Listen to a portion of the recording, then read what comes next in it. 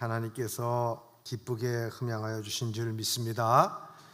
오늘 우리가 이 시간에 주시는 하나님의 말씀은 마가복음 12장 38절에서부터 44절까지의 말씀, 저와 여러분이 한 절씩 교도하고 마지막 절은 합독하도록 하겠습니다. 제가 먼저 봉독합니다. 예수께서 가르치실 때에 이르시되 긴 옷을 입고 다니는 것과 시장에서 문안받는 것과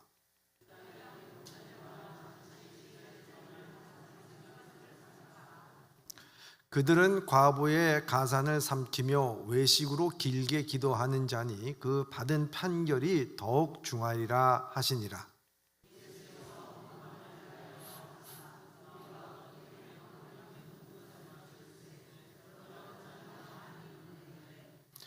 한 가난한 과부는 와서 두 렙돈 곧 한 고란트를 넣는지라.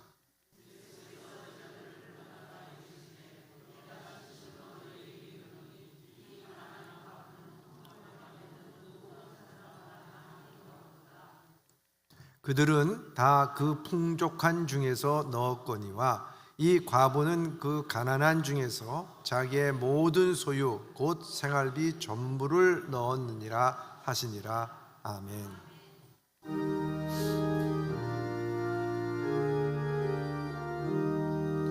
사랑합니다. 감사합니다. 축복합니다.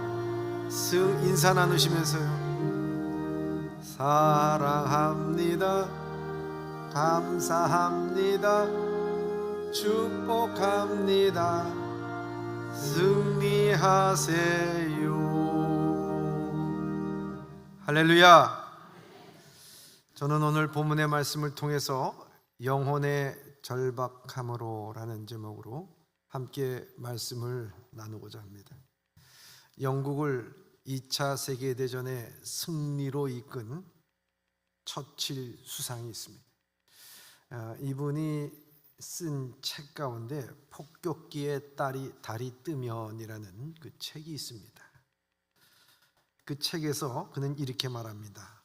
2차 세계대전 중에 1940년 5월 10일에 총리가 된 후 그해 말까지 나치가 이 런던을 공습함으로 영국 국민이 13,596명이 사망하고 또 18,378명이 중상을 입었다고 합니다. 참 어마어마한 숫자입니다. 그때 수치로 보면. 하지만 처칠은 나치에 굴복하지도 않았고 영국 국민들을 공포 속에서 매몰되게 하지도 않았다고 합니다. 되레 처칠은 1941년 2월 9일 저녁에 방송 연설에서 나치가 떨어뜨린 폭탄에 3배, 4배로 갚아줄 것이라고 말하면서 영국 국민들을 죽음과 공포에서 일으켜 세웠습니다. 그 연설을 듣고 난 후 당시 영국 국왕 조지 6세는 일기에 이렇게 썼습니다. 이보다 나은 총리를 보유할 수는 없다. 처칠이 한 말은 복수심에 불타서 한 말이 아니었습니다. 결국 절박함으로 승부해야 한다는 것이었습니다. 끝까지 절실하고 절박하게 수렁에서 건져내려고 하는 몸부림치는 자가 결국에는 이긴다고 하는 것입니다. 저는 이번 대선을 통해서 새로운 지도자가 뽑혔습니다. 우리는 이 역사 속에서 이렇게 또 기록되기를 간절히 바랍니다. 이보다 나은 대통령을 보유할 수가 없었다. 모든 국민의 바람이 되고 이렇게 되기를 바라는 것입니다. 러시아와 우크라이나의 전쟁으로 수많은 민간인들이 죽음을 맞이하고 고향을 떠나 타국으로 피난을 가고 전쟁인 줄도 모르고 전쟁에 투입된 앳된 러시아 군인들이 포로가 되고 죽음으로 이어지고 있습니다. 우크라이나와 러시아의 전쟁의 승자는 누가 되겠습니까? 최신 무기가 결정을 지을 수 있을까요? 물량적인 전술이 이길 수 있을까요? 아니라고 하는 사실입니다. 절박함이 있는 쪽이 이기는 것입니다. 개전 초기에 러시아는 압도적인 군사력으로 단시일 내에 우크라이나를 집어삼킬 듯이 달려들었고 곧 전쟁은 러시아의 승리로 끝날 것처럼 보였습니다. 그러나 우크라이나는 서방의 원조와 퇴역 군인의 복귀와 자원하는 민병대들이 총이 아닌 목총으로 2주간 훈련을 받고 전쟁에 투입됐습니다. 30년 넘은 낡은 전투기를 몰면서 제공권을 러시아에 내주지 않았습니다. 지금은 점점 러시아에 점령당했던 지역들을 탈환하고 있습니다. 왜 이렇게 변했을까요?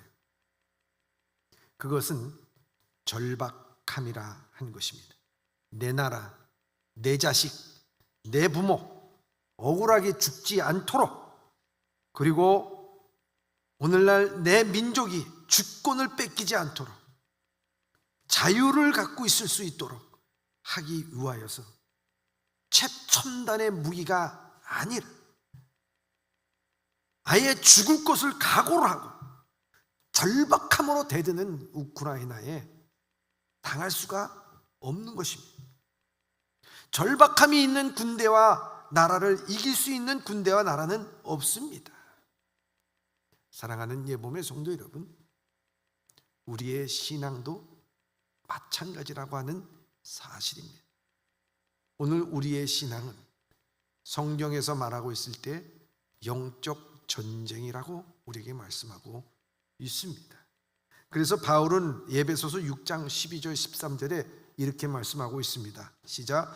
우리의 씨름은 혈과 육을 상대하는 것이 아니요 통치자들과 권세들과 이 어둠의 세상의 주관자들과 하늘에 있는 악한 영을 상대함이라.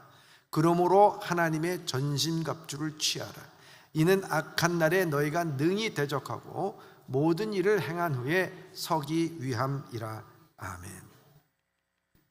바울만 이렇게 말한 것이 아니라요, 예수님도 마태복음 12장 28절에 이렇게 말씀하고 있습니다. 시작. 그러나 내가 하나님의 성령을 힘입어 귀신을 쫓아내는 것이면 하나님의 나라가 이미 너희 안에 임하였느니라. 아멘. 오늘 우리가 살아가는데 영적 전쟁으로 성령으로 악한 영들을 쫓아내면 이미 여러분 안에 하나님의 나라가 이루어진 것이라고 우리에게 말씀해주고 있는 것입니다. 이 영적 전쟁에서 가장 기본적이고 가장 중요한 것이 무엇인가 하는 것입니다. 그것이 바로 절박함입니다. 아무리 최첨단의 무기를 무장했어도 전쟁에서 승리해야만 하고 승리할 수밖에 없는 이유를 갖고 있는 자, 절박한 심정이 있는 자, 그 전쟁에서 이길 수밖에 없다고 하는 것입니다. 마찬가지로 아무리 좋은 예배당과 청산유수와 같은 감동적인 설교와 풍부한 재정적인 것이 받침이 되어 있다 하더라도 절박함이 없다고 하면은 그건 정말 불쌍한 종교인에 불과하다는 사실입니다. 그것을 단적으로 보여주는 것이 바로 라오디아 교회였습니다.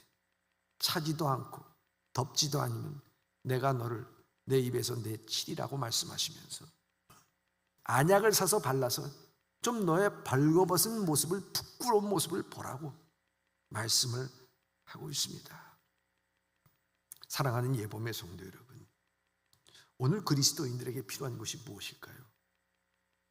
절박함입니다. 절박함이란 말이에요. 오늘 본문의 말씀에서 예수님은 38절에서 48절까지 서기관들을 삼가하라고 말씀하시면서 41절에서 44절까지 헌금에 관하여 말씀하고 있습니다. 특별히 부자의 헌금과 가난한 과부의 두 렙돈, 그 액수까지 밝히면서 말씀하시고 있습니다. 이 말씀은 두 문단은 별개의 문단이 아니고 한 가지의 말씀을 오늘 예수님께서는 하고 계시는 것입니다. 과연 예수님은 이 말씀을 통해서 우리에게 해주고자 하는 말씀이 무엇일까 하는 것입니다. 먼저 41절에서 44절까지 보면 예수님은 헌금함에 대해서 제자들에게 말씀하고 있습니다. 그 내용은 다른 것이 아니라 부자는 많이 헌금했다는 거예요. 그리고 가난한 과부는 2렙돈, 즉 한 고란트를 넣었다고 하는 것입니다. 헌금함이 있는 장소가 여인의 뜰에 13개의 헌금함이 쫙 놓여져 있고, 나팔관처럼 그 앞에 입구에 돈을 넣을 수 있도록 나팔관으로 되어 있습니다. 그래서 입구가 넓어서 동전을 넣거나 금화를 넣거나 뭐를 넣게 돼. 옛날 당시에는 지폐가 없었습니다. 종이가 발달되지 못했기 때문에. 그렇기 때문에 딸랑딸랑 이 내는 소리가 요란했습니다. 성서적으로 보면 헌금을 걷는 것이 아니고 헌금을 들어오다 내는 것이 이게 성서적입니다. 그래서 저희 교회는 헌금을 들어오다가 여러분들이 자발적으로 그곳에서 놓게끔 한 것입니다. 그런데 부자는 돈을 많이 넣었어요. 그런데 가난한 과부는 2렙돈의 동전을 넣었습니다. 이 렙돈이라고 하는 것은 헬라 사람, 그리스 사람들의 화폐 단위입니다. 그 2렙돈인 한 고란트라고 하는 이 고란트는 바로 로마인의 그 화폐 단위라고 말할 수가 있습니다. 그래서 2렙돈은 한 고란트의 가치가 있고 4고란트가 한 아사리온의 가치가 있고 16아사리온이 한 데나리온, 즉 한 청년이 하루의 노동자의 품삯이라고 말할 수가 있습니다. 그러니까 이 2렙돈은 하루의 품삯의 64분의 1 정도밖에 되지 않아요. 그러니까 작은 돈이죠. 여러분, 당시 가나안 성전에서 가장 가난한 사람들에게 제물이 바치는 것이 비둘기였어요. 이 비둘기 한 마리 가격이 8분의 1 데나리온이었습니다. 보통 2마리를 바쳤으니까, 그것도 매일. 근데 이 2렙돈을 갖고서는요, 비둘기도 못 샀어요. 한 마리도 못 산 겁니다. 다시 말하자면 참새 반마리밖에 살 수밖에 없는 것이 2렙돈이에요. 그러고 보면 이 2렙돈을 헌금했다고 하면 남들과 비교해서는 상당히 작은 액수라고 하는 것입니다. 그런데 어떻게 이 과부가 2렙돈을 바친 것을 예수님께서는 아셨을까 하는 것입니다. 그때 당시에 이 헌금함을 지키는 그 문화를 보면 제사장이 헌금함을 지키는데 그곳에 서 있습니다. 그리고 부자가 와서 얼마를 집어넣으면 이 헌금함에 집어넣은 액수에 따라서 제사장이 얘기를 합니다. 아무개 얼마요? 하나님 앞에 바쳤습니다. 아무개 얼마를 하나님 앞에 바쳤습니다. 그 소리가요, 많이 바칠수록 소리가 굉장히 커졌다는 거예요. 그러니 많이 바친 사람들은 자기가 많이 바친 것에 대해서 선전도 되고 그것에 대해서 자기가 어깨가 올라가는 것 아니겠습니까? 뿐만 아니라 제사장은 그걸 통해서 더 많은 헌금의 액수가 들어오는 것을 아마 원했을지도 모른다고 하는 것입니다. 그런데 예수님의 생각은 달랐습니다. 아니, 예수님께서 이것을 바라보는 시각 자체가 달랐다고 하는 것입니다. 43절 44절에 보면은 이 과부가 낸 2렙돈, 세상으로 비교하기에는 한 참새 반마리 정도 살 수 있는 이 2렙돈이 오히려 부자가 낸 돈보다도 더 많다라고 판단하셨다는 것입니다. 그래서 오늘 44절에 이렇게 말씀하고 있습니다. 시작. 그들은 다 풍족한 중에서 넣었거니와 이 과부는 그 가난한 중에서 자기의 모든 소유 곧 생활비 전부를 넣었느니라. 아멘. 저는 이 말씀을 읽을 때 좀 마음의 불편함을 가질 수도 있겠다 생각이 됩니다. 왜? 이 말씀을 잘 모르면. 이 말씀을 읽을 때 결국 생활비 전부를 넣는 과부처럼 헌금을 많이 하라고 하는 것입니까? 생활비 전부를 다 바치고 나면 그 다음에 생활을 어떻게 하라는 말씀입니까? 정말 예수님은 그걸 원하셨을까요? 이 말씀에 예수님이 하시는 말씀을 제대로 알아야 된다 하는 것입니다. 예수님은 오히려 그랬다고 하면 말리실 분이 예수님이라고 말할 수가 있습니다. 예수님은요, 지금 그 헌금 자체를 말씀하시는 것이 아닙니다. 이 과부의 헌금 이야기는 하나님 앞에서 우리가 취해야 될 영적인 태도를 우리에게 말씀해주고 있는 것입니다. 가난한 과부는 다음날 그 자식들의 끼니를 걱정을 하고 준비할 돈을 하나님 앞에 바쳤습니다. 참 어떻게 보면 세상적으로 보면 미련한 것입니다. 종교적으로 보면 광신도에 불과하다 이렇게 얘기할 수가 있습니다. 그런데 이런 행동은 어디서 나오느냐? 그것은 다른 것이 아니라 자신의 운명이 어디서 결정되어야 되는지, 아니 어디서 결정되는지 아는 사람에게서만이 나올 수 있는 행동이라고 하는 것입니다. 사랑의 능력에 빠진 사람에게서만 볼 수 있듯이 이 가난한 과부는 사람이 할 수 있는 마지막 수단까지 다 포기하고 하나님 앞에 온전히 다 맡겼다 하는 것입니다. 마리아가 죄 많은 여인이 자기의 온 재산이라고 말할 수 있는 이 나드 향유 옥합을 깨뜨려서 가감히 하나님 발 아래 붙듯이 그들은 전부를 하나님 앞에 맡겼다고 하는 것입니다. 가난한 과부의 영혼이 어떤지 좀 진지하게 생각해 보시길 바랍니다. 끼니마저 걱정하지 아니할 수 없을 정도로 가난한 겁니다. 힘든 겁니다. 사람들은 이 여자를 불쌍하게 여겼을 것입니다. 그리고 그 당시 이 과부와 고아는 가장 약자 중에 약자라고 취급받고 보호막이 없었던 사람이었습니다. 그렇기 때문에 그 과부의 삶 자체가 절박할 수밖에 없었고, 이 과부에게는 하나님만이, 오직 하나님만이 전부일 수밖에 없었고, 하나님만이 나를 보호할 수 있고 하나님만이 의지할 수밖에 없었던 이 과부의 심정이었습니다. 바로 이 헌금은 바로 이와 같은 심정을 나타낸 게 두 렙돈의 의미라고 하는 것입니다.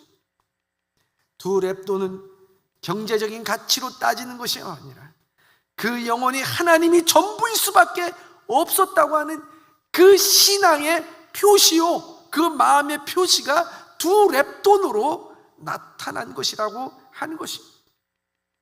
이 두 렙돈의 의미는 생활비 전부를 먹고도 죽으려 해도 돈이 없는 그 모든 전부를 하나님 앞에 자기의 나타냈던 신앙의 모습이고 절박한 모습이라고 하는 것입니다. 하나님과의 관계에 대해서 절실한 태도입니다.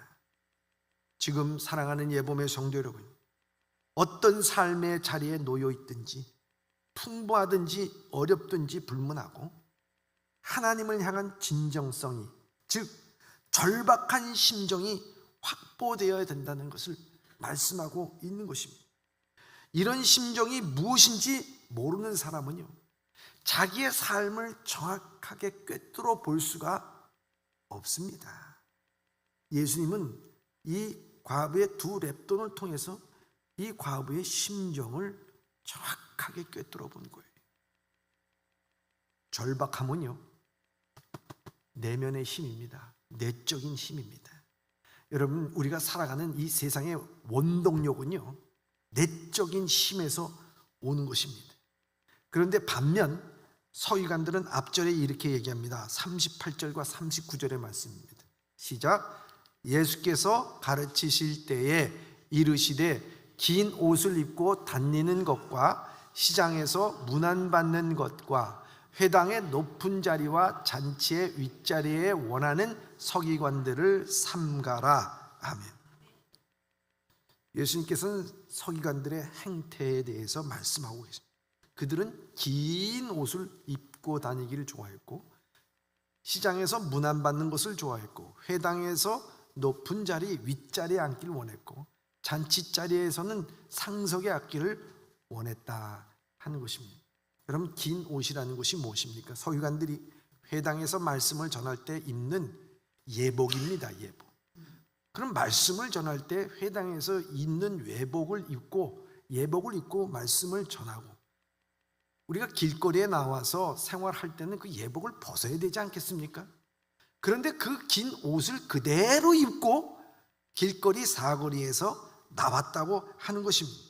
그 이유가 무엇입니까? 사람들에게 보이기 위한 것 아니겠습니까? 아, 저분은 율법을 가리키는 서기관이야. 저분은 지식이 많고 또 우리에게 영적인 지도자야 하면서 사람들로 하여금 인정받고 대접받기 위해서 그들이 갖는 권위는 하나님의 말씀으로 내적으로 얻는 것이 아니라 외적으로 사람들이 인정하고 그 옷으로 인해서 그 사람을 존경하는 것, 그 힘으로 살아간다고 하는 것입니다. 여러분, 외적으로 오는 힘은요 날씨와 같습니다. 그래서 언제 어떻게 뒤바뀔지 아무도 모르는 거예요. 외적으로 오는 힘, 내가 갈 수 있는 지위, 권위, 직장, 가지고 있는 돈, 그것 갖고서 내가 힘을 얻어가지고 살아간다는 거예요. 여러분, 그건 언제든지 변할 수가 있는 것이고요, 언제든지 바뀔 수가 있는 것이고 언제든지 떠날 수가 있는 것입니다. 그건 결코 우리가 살아갈 수 있는 힘이 아닙니다. 능력이 아니라고 하는 것입니다. 그 긴 옷에 율법의 구절이 적혀 있습니다. 그 율법의 구절이 적혀 있는 옷을 입고 다니면서 내가 하나님의 말씀대로 살아가는 거룩한 사람이라고 나타나기 위한 것이라고 하는 것입니다. 여러분, 의복이 그 사람을 거룩하게 만드는 것이 아닙니다. 의복이 그 사람이 하나님의 영광을 드러내는 것도 아니라고 하는 것입니다. 여러분, 이와 같이 그들은 외적인 것을 통해서 힘을 얻어서 살아가려고 했습니다. 정말 모래 위에 짓는 집과 같은, 풍파가 지나가면 싹 없어져야 될 그런 것에 힘을 얻고 살아가니 얼마나 불쌍한 것입니다. 하나님이 사울을 버린 이유도 뭐겠습니까? 그건 외모로서요, 모든 이스라엘 사람들이 평균 이 사울의 어깨에 와 있다 그랬어요. 그러니 얼마나 이 사울이 키도 크고 잘생기고 맨 처음에는 얼마나 겸손했습니까? 하지만 하나님께서는 이 군계 일학과 같은 이 사울을 버렸습니다. 왜냐하면 이 사울은 하나님의 내적인 영적인 힘으로 살아가려고 하는 것이 아니라 자기가 가지고 있는 왕권을 휘두르고 거기에 교만해지면서 자기의 욕망으로 하나님의 말씀을 순종하지 못했기 때문이라는 거예요. 근데 반면 하나님께서는 사울을 패하시고 다윗을 세우셨습니다. 그때 다윗이 세웠을 때, 기름을 부었을 때 그 즉시로 다윗이 왕이 된 것이 아니었습니다. 다윗이 왕이 되고 모든 고난과 역경을 이겨나갈 수 있었고 마지막에 하나님의 귀한 자녀가 돼서 이스라엘을 잘 다스릴 수 있었던 이유가 어디 있느냐? 그것이 바로 시편 142편 3절서부터 5절까지의 내용이 너무 잘 나와 있습니다.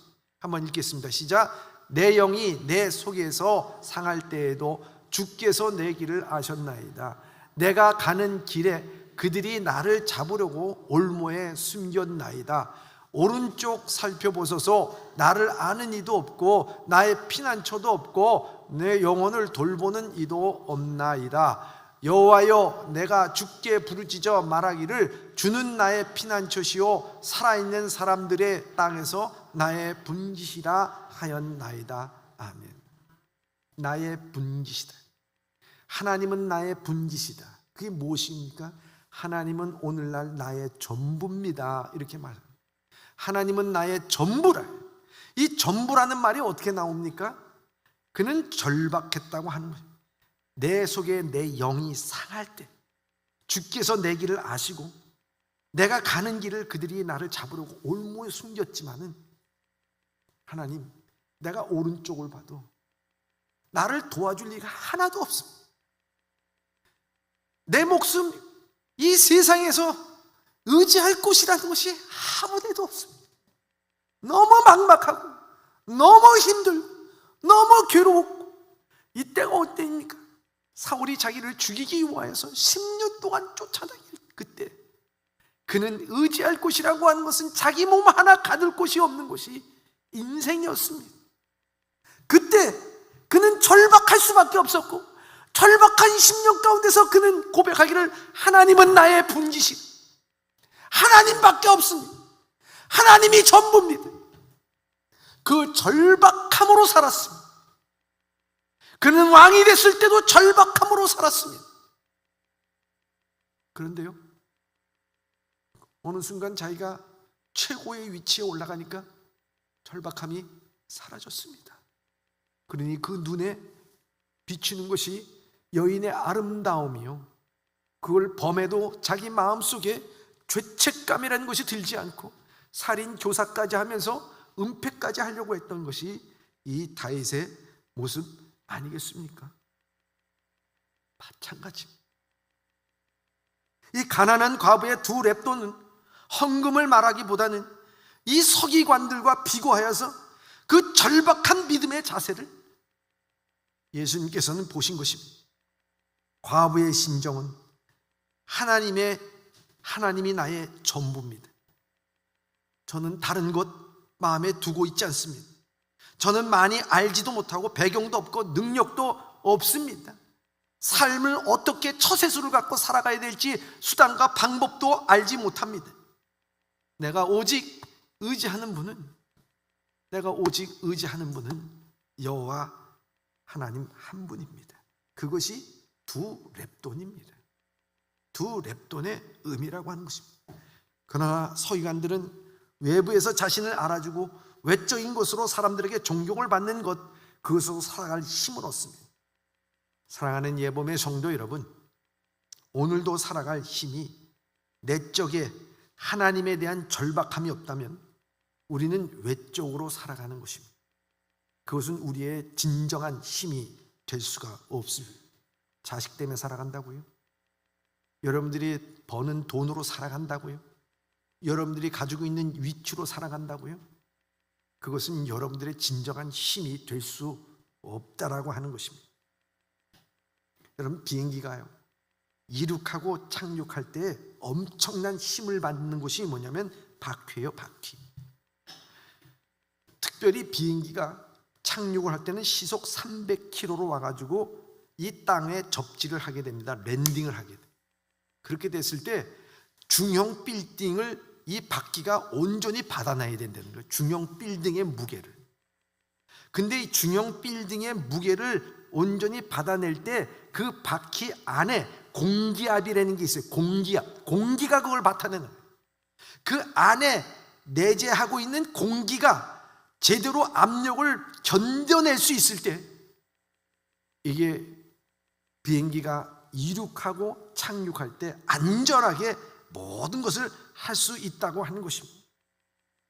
저는 마찬가지입니다. 여러분, 우리가 신앙이 비상할 때도 있습니다. 그러나 우리가 역경을 만나고 어려움을 만나고 눈물 날 정도로 가슴이 아픈 일들을 만날 때마다 우리의 믿음이 잘 연착륙해야 돼요. 믿음을 갖고 살아가야 돼요. 그런데 이 모든 것을 견뎌낼 수 있는 힘이 어디 있느냐? 그거는 밖에 있는 게 아닙니다. 그것이 내 지위와 명예와 물질과 사람에 있는 것이 아니라 내 안에 계신 성령께서 있을 때 그 내적인 힘으로 이 모든 것을 견뎌나가고 이겨나갈 수 있으리라고 믿습니다. 바로 그게 절박함이에요. 서기관들은 그게 없었다고 하는 것입니다. 아무리 돈을 많이 내도 부자는 그게 없었습니다. 예수님께서는 분명히 말씀합니다. 마지막 날에 그 서기관들이 받는 것에 대해서 마가복음 12장 40절 하반절에 이렇게 말씀하고 있습니다. 시작. 그 받는 판결이 더욱 중하리라 하시니라. 아멘. 다시 말하자면 혹독한 심판을 받는다는 거예요. 지금은 모릅니다, 여러분. 절박한 심정으로 우리가 신앙생활하고 믿음생활 안 해도요, 살아가는데 지장이 없어요. 그런데 그게 문제예요. 지장이 없다고 생각하지만 반드시 그 영혼은 죽어가고 있다는 사실을 알고요, 마지막에는 그 심판이 혹독해질 수밖에 없고 대가를 치른다고 하는 것입니다. 왜냐하면 40절 전문을 다 읽도록 하겠습니다. 시작. 그들은 과부의 가산을 삼키며 외식으로 길게 기도하는 자니 그 받은 판결이 더욱더 중하리라 하시니라. 아멘. 그들은 과부의 재산을 삼켰다고 말합니다. 공동번역에 의하면 등쳐먹었다고 말하고 있습니다. 과부들은 사회적으로 약자입니다. 서기관이 과부의 재산을 막무가내로 강탈한 것이 아니라 율법의 해석에 도움을 주고 과도한 금액을 요구한 것입니다. 과부들은 울며 겨자 먹기 식으로 서기관들의 요구를 거절할 수가 없었습니다. 서기관들은 남들이 보이기 위하여 기도를 길게 했다고 합니다. 기도를 길게 하고 짧게 하는 그것은 개인적인 일입니다. 그러나 그것이 문제가 되는 것은 뭐냐? 그 기도가 남에 보이기 위한 기도가 문제라고 하는 것입니다. 더욱더 문제가 되는 것은 서기관이라고 하는 지위 속에서 자신의 탐욕과 욕심 그리고 위선을 숨겼다고 하는 것입니다. 그것이 사람들의 눈에는 적당히 소일 수 있지만 그들의 내면은 이미 절박함을 잃어버렸습니다. 하나님이 다가 아닙니다. 적당한 신앙의 삶, 적당한 하나님과 교회에 대한 거리를 두고 편안하게 신앙생활하는 것입니다. 결국 하나님은 그들이 정의롭지도 못하고 하나님을 속이는 일에 하나님은 분명히 심판하시겠다고 말씀하고 있습니다. 그렇습니다. 여러분, 우리에게 있어서 절박함이 사라지는 순간 우리 내면에는 위선이 자리 잡게 된다는 사실을 알아야 된다고 하는 것입니다. 하나님은 위선을 싫어하십니다. 외식을 싫어하십니다. 절박함이 없을 때 우리 마음 가운데 시장의 원리가 들어오게 된다는 것입니다. C.S. 루이스는 교회의 시장의 원리를 경계합니다. 시장의 원리가 무엇입니까? 모든 것에 대해서 그 가치를 돈으로 결정하는 것입니다. 돈의 액수가 높으면 높을수록 그 가치를 쳐줍니다. 또 그것이 가치가 높을수록 돈 위에 더 많은 돈을 거기에 부여하게 됩니다. 부자가 많이 넣었습니다. 이 서기관들과 많은 제사장들은 기뻐합니다. 좋아합니다. 아무개 얼마요? 그 사람의 신앙도 믿음도 내면에 절박함이 있는지 볼 필요도 없습니다. 그것으로서 그 사람의 신앙과 믿음이 높다라고 얘기합니다. 가치를 인정합니다. 시장의 원리가 그 가운데 들어있습니다. 영혼에 대한 관심이 없습니다. 교회가 하나님의 나라를 이루는 데 관심이 없습니다. 재정에 관심을 둡니다. 시장의 원리는 인간의 탐욕에 기반을 두고 있습니다. 자신의 욕망을 채울 수 있는 것에 소비합니다.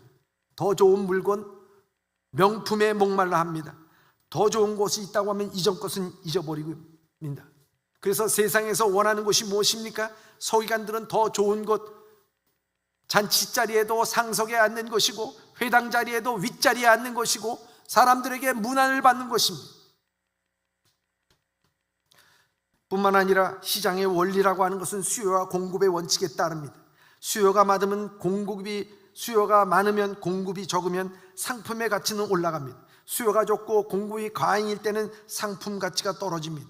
그래서 효율성을 따지게 됩니다. 이것이 효율적인가? 그럼 당시에 예수님은 2번이나 성전을 정화를 했어요. 그 성전을 정화할 때 어떻게 했습니까? 그 이방인의 뜰에서 많은 사람들이, 유대의 사람들이 와서 제사를 지내려고 제물을 가져오게 되면 다 태자를 넣고 제사장들이 가지고 있는 그 양과 비둘기, 이것이 흠과 틈이 없는 것이라고 얘기하면서 그것으로 대신하라고 그것을 팔고 돈을 받았습니다. 뿐만 아니라 그 성전세를 받으며 환전으로 많은 이득을 취했습니다. 이 성전은 주님께서 정화를 하면서 하신 말씀이 무엇입니까? 이 성전은 만민이 기도하는 집이라고 했어요. 모든 사람들이 와서 하나님과 교제를 나누고 평안을 누리며 하나님과 교통하는 곳인데 너희들은 어찌하여 이것을 시장바닥으로 만들고 여기를 도둑놈의 소굴로 만들었느냐 말씀하고 있는 것입니다. 교회가 절박함의 기도가 사라지고 영적인 뜨거움이 사라진 채 기계적으로 모이고 기계적으로 봉사하고 기계적으로 행한다고 하면은 도둑놈의 소굴이 되는 것은 별반 차이가 없다고 하는 것입니다. 전능하신 하나님이, 예수님이 우리를 구원하시기 위해서 어떻게 했습니까? 이 땅에 오셔서 절박했습니다. 왜 그렇게 절박했습니까? 겟세마네 동산에서 땀방울이 변하여 핏방울이 되도록 기도하신 주님이십니다. 이 절박한 기도는 하나님의 역사를 이끌어 낸다고 하는 것입니다. 이 절박한 믿음은 절대로 좌절하지 않는다고 하는 것입니다. 이 절박한 섬김은 아름다운 열매로 끝내 승리하게 될 줄 믿습니다. 여러분, 일본의 사도 바울이라고 말할 수 있는 가가와 도요히코 하천 풍원 선생의 이야기죠. 그는 기생의 아들로 태어났답니다. 그래서 아버지가 누군지도 몰랐어요. 빈민굴에서 14년을 거지 생활하면서 안질, 치질, 축농증, 심장병, 척수형 간염으로 죽을 고비를 수없이 넘기고 근근히 살았다는 거예요. 그리고 빈민굴 공장의 직공인 그 지하로라고 하는 여인과 결혼을 했습니다. 언제 죽을지도 모르는 절박함 속에서 그는 전도를 받습니다. 그리고 그는 예수 그리스도를 구주로 영접하게 됩니다. 자기를 구원하신 그 주님에 얼마나 감사했던지, 그 다음부터 그의 인생은 절박함으로 살아갔습니다. 하루하루를 절박함으로, 그 빈민들의 밑바닥을 모든 일들을 하면서 죽기로 작정하였습니다. 그래서 그 신학을 한마디로 하면 학문을 닦아주는 신학, 그래서 학문신학이라고 부를 정도였습니다. 일본 기독교에서 절박함 속에서 예수님과 같은 경험을 하였습니다. 적당한 믿음으로 신앙의 기쁨과 감사는 결코 나올 수가 없는 것입니다. 값싼 은혜는 없습니다. 절박한 믿음, 절박한 기도가 필요합니다. 잠언 8장 17절에 나를 사랑하는 자들이 나의 사랑을 입으며 나를 간절히 찾는 자가 나를 만나리라. 우리에게 말씀하고 있습니다. 사랑하는 예봄의 성도 여러분, 코로나 시대 때 우리 회복되어야 될 것이 참 많이 있습니다. 교회의 회복도 이루어져야 돼. 가정의 회복도 이루어지고, 일터의 회복도 이루어지고, 일상의 회복도 이루어져야 된다고 하는 것입니다. 그런데 우리가 하나님 앞에서 회복되어져야 될 근본적인 것들이 있습니다. 바로 그것이 뭐냐? 절박함이 여러분들 회복되어져야 된다는 거예요. 라오디아 교회처럼 스스로 부자라 부유하여 부족한 것이 없다라고 하면서 내가 이 곤고한 것과 가련한 것과 가난한 것과 눈먼 것과 벌거벗은 것을 알지 못하고 있지는 않는가 하는 것입니다. 여러분, 절박한 사람들의 기도를 보면요, 여러분 다른 거 안 나옵니다. 여러분 지금 물에 빠졌어요. 자녀가 물에 빠졌어요. 여러분 그때 여러분들 순서를 따집니다. 먼저 사람들에게 경의를 표하고, 여러분 오늘 여기 오신 거 감사합니다. 그런데 이게 놀다 보니까 우리 자녀가 물에 빠졌네요. 그러니까 여러분들 도와주실 수 있으면 여러분들 도와주시고, 바쁘신 분은 그냥 가시길 바랍니다. 여러분 그렇게 하겠습니까? 그렇게 안 해요. 여러분 형식이고 뭐고 따질 필요 없어요. 주여, 주님 건져주세요, 고쳐주세요, 빚 갚아주세요, 이 말밖에 안 나오는 거예요. 여러분 그 간절함의 기도가 있느냐는 거예요. 여러분들이 기도할 때, 머리 숙여서 하나님 앞에 기도할 때 맨 처음 튀어나오는 말이 뭐냐는 거예요. 여러분 심정에 답답함이 튀어나오고 있습니까? 하나님 나라를 위해서, 교회를 위해서 간절함이 있느냐? 여러분 성경을 어찌 보면요, 이런 절박한 사람들의 모여있는 것이 교회라고 볼 수가 있고요, 또한 이곳이 바로 성경이라고 말할 수가 있습니다. 수르보니게 여인, 개처럼 취급받았지만 주여 올소이다마는 개들도 주인의 부스러기를 먹고 사나이다 고쳐주시옵소서. 여리고의 시각장애인 바디메오는 주님이 지나간다는 소식을 듣고 다윗의 자손 예수여 우리를 고쳐주시옵소서. 여러분 혈우병 여인도 절대 절명에 모든 재산을 탕진하고 의사의 괴롭힘을 받았을 때 마지막 살 것은 예수 그리스도의 옷자락을 붙잡는 것이다. 여러분 그거 붙잡습니다. 뿐만이 아닙니다. 시아버지를 통해서 대를 이어가만 살 수 있었던 다말도, 목숨을 걸고 정탐꾼을 살려주었던 라합도, 남편을 잃고 시어머니를 따라 낯선 땅에서 새로운 삶을 시작했던 롯도, 처녀의 몸으로 임신한 채 두려움을 떨어야 했던 마리아도 모두 다 절박한 인생들이었습니다. 이 절박한 인생들이 마태복음 예수님의 족보에 다 나온 여인의 이름들이었습니다. 이들은 다 절박한 인생으로 하나님의 족보를 잇는 위대한 인물이 됐습니다. 하나님은 그 신분을 보지 않습니다. 배경을 보지 않습니다. 절박한가? 그걸 보는 것입니다. 절박함은 우리의 모든 것을 이겨나가게 되는 것입니다. 돌이켜보니 절박한 때가 있었을 것입니다. 간절함이 사무칠 때가 있습니다.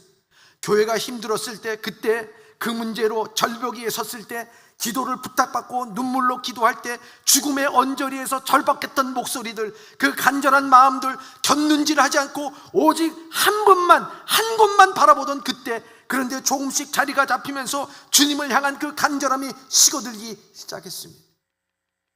문제가 해결되니까 우리는 그것이 은혜라고 생각할 때가 있습니다. 착각이라고 하는 것입니다. 여러분, 간절함은요, 은혜의 통로라고 하는 것입니다.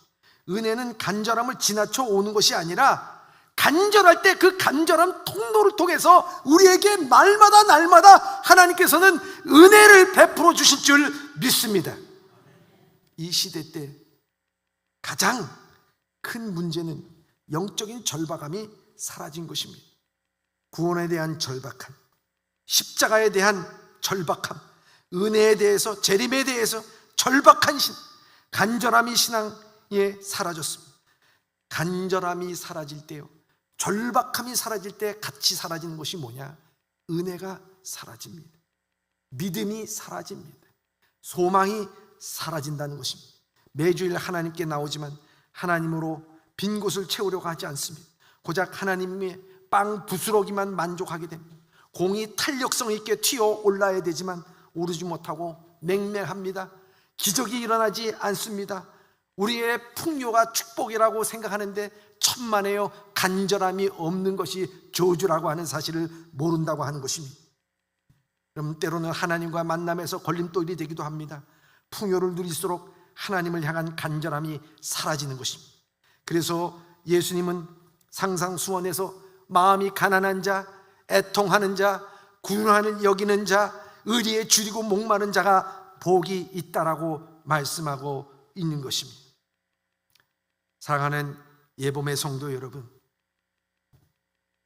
간절함이 없을 때 더 이상 하나님도 없이도 살 수 있습니다. 주님이 오시지 않아도 행복하게 살 수 있는 것처럼 보입니다. 이것들로 가득 채웠을 때 굶주림을 충족시키면서 살아갑니다. 그냥 천국만 보장받을 수 있다면. 사랑하는 예봄의 성도 여러분, 오늘 이 말씀을 듣고 여러분 내면 가운데 스스로 질문해 보시기 바랍니다. 나는 절박함이 있는가? 나는 내 영혼에 대해서 간절함이 있는가? 그것을 통해서 혹시 나는 예전에 그렇게 은혜를 누리고 간절하게 원했을 때 흘렀던 눈물 자국만이 있지 않는가 생각해 봐야 하는 것입니다. 한 과부의 절박함, 그것은 세상에 보기에는 지극히 보잘것없는 두 랩돈이지만 하나님은 그 절박함, 하나님은 전부입니다. 전부라고 하는 것이 바로 이 두 랩돈이라는 것을 주님께서는 받아주신 것입니다. 그래서 오늘 우리의 기도의 제목은 풍요가 아닙니다. 절박함이 되어야 됩니다. 주님, 절박한 믿음을 주시옵소서. 주님만 바라보겠나이다. 주님이 아니면 안 됩니다. 주님 더욱 사랑합니다. 절박한 믿음을 내게 주시옵소서. 기도할 수 있기를 바랍니다. 사랑하는 예봄의 성도 여러분, 사순의 계절에 오늘 우리는 십자가의 사랑을 바라보면서 묵상하면서 지나갑니다. 여러분, 이 사순의 계절에 여러분들의 심령, 내적인 힘, 절박함이 회복되기를 주님의 이름으로 축원합니다. 기도하겠습니다.